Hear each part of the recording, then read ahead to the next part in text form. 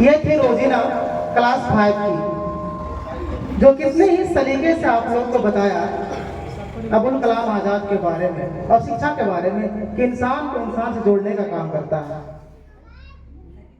इससे पहले मैं एक और पार्टिसिपेंट को बुलाऊं, मैं कुछ अर्ज करना चाहता हूं कि हमारी जिंदगी में जो खवातीन होते हैं कई किरदार में रहते हैं।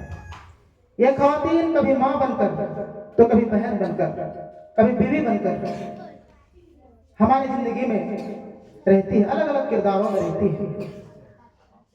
ये खातून जब बेटी होती है तो जब वो अपने आंगन में नन्हे नन्हे कदम से चलते हैं तो कितना खुशी मिलता है।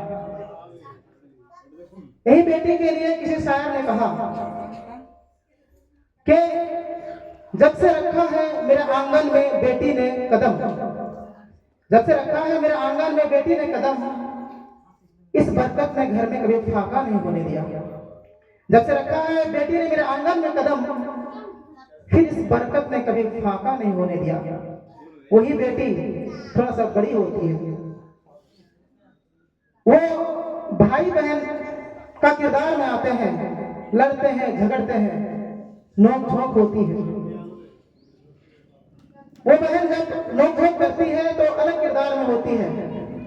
और फिर एक शेर लिखा उन पर, कहा कि बहन मकान बेचकर बहन का निकाह मत करना, मकान बेचकर बहन का निकाह मत करना, निकाह कराकर उन्हें घर दे देना, निकाह कराकर उन्हें घर दे देना।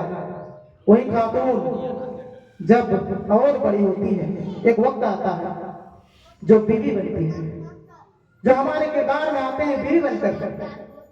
फिर उस खातून के लिए एक और शेर कहता है एक शायर, कहते हैं गाफिल लोगों क्यों नापाक दुपट्टे की तरफ देखते हो, तुम्हारे घर में ऐसी दुपट्टे हैं जिन पर तुम नमाजें पढ़ सकते हो।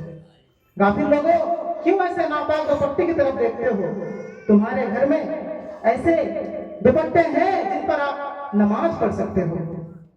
फिर वही खातून माँ का किरदार लेती है।